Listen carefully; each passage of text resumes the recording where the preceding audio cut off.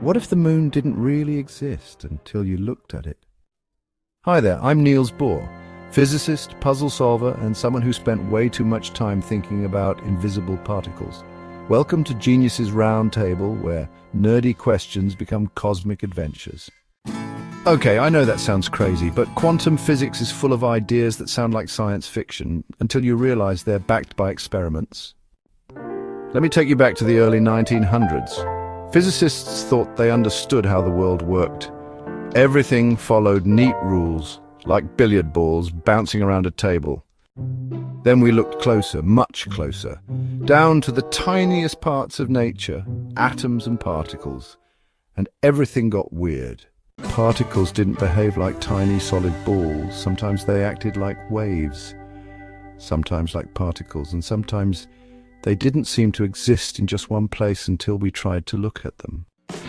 Now here's the twist. The moment you put a detector to watch which slit the particle goes through, the pattern changes instantly.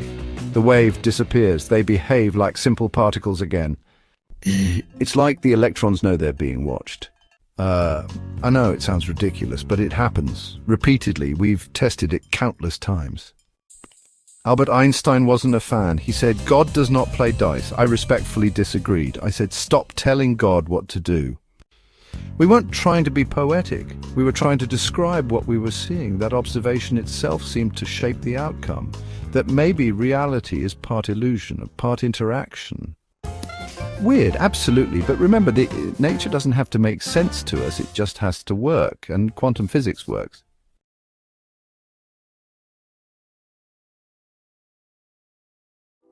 So what does all this mean?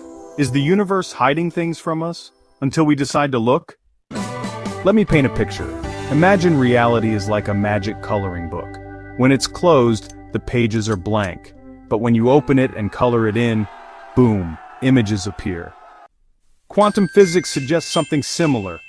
Until we measure or observe certain things, they don't have a definite shape, position, or even existence. They're not lying in wait like a cat under the couch. They're undecided. And it's not just electrons in labs. The tiniest bits of matter, the stuff everything is made of, follow these same rules. Here's a fun twist. This isn't just my theory. Many of the greatest minds in science have wrestled with this idea, and some really didn't like it.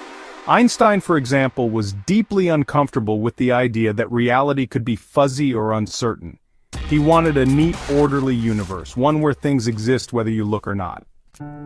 I understood that. I mean, who doesn't want a tidy universe?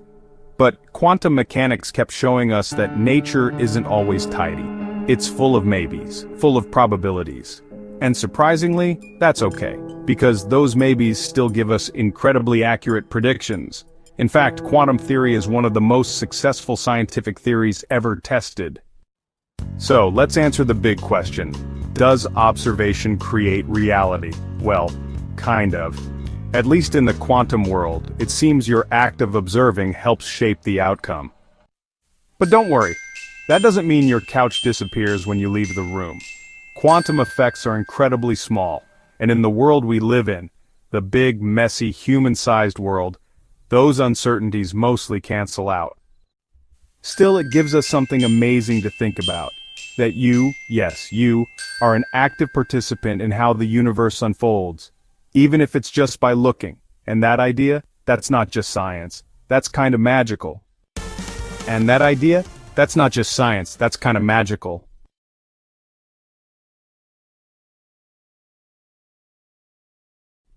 Let's take this one step further. If your act of observing helps shape reality, what else might your mind be doing that you don't even realize? Each blink brings more clarity and color. You see, quantum mechanics doesn't just mess with scientists, it messes with our sense of what's real. And the deeper we go, the more questions we find.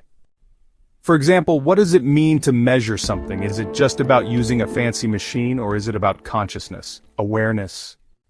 Some scientists have wondered whether your plays a role in collapsing a quantum system, turning fuzzy maybes into definite outcomes. Could the observer's awareness, not just their instruments, be the key?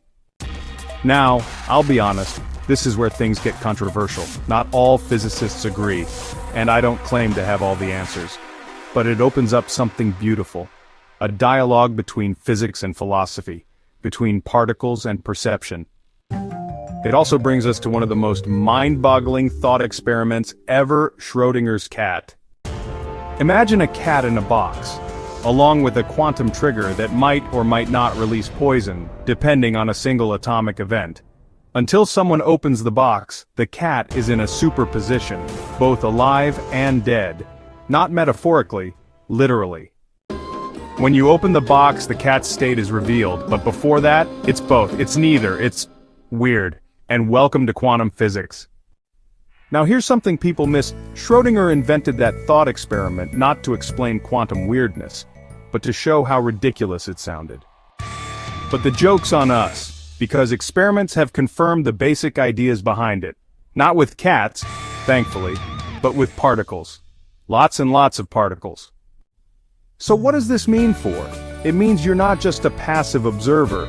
You're part of this cosmic game. A collaborator. Even if you're not wearing a lab coat or holding a chalkboard, a mechanic, a nurse, a kid on a swing, all staring in wonder. It means every question you ask, every mystery you wonder about, brings you one step closer to shaping the universe around you. We used to think science was about certainty, but now we know the universe is built on mystery, and that's a gift. Because mystery invites questions, and questions invite exploration. And exploration, well, that's where discovery lives. So if all this quantum talk has your head spinning, good. That means you're asking the right questions. Just remember, even if you don't understand all the math, and trust me, most people don't, you're still part of the story. So keep looking, keep wondering, because the universe might just be waiting to observe it.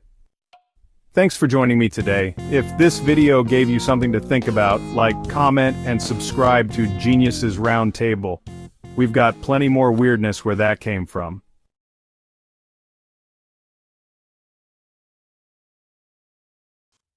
If you enjoyed this video, join the Geniuses Roundtable. Hit that subscribe button and don't forget the bell so you never miss out. And hey, if you're on Instagram, give us a follow too. Geniuses Roundtable is just getting started.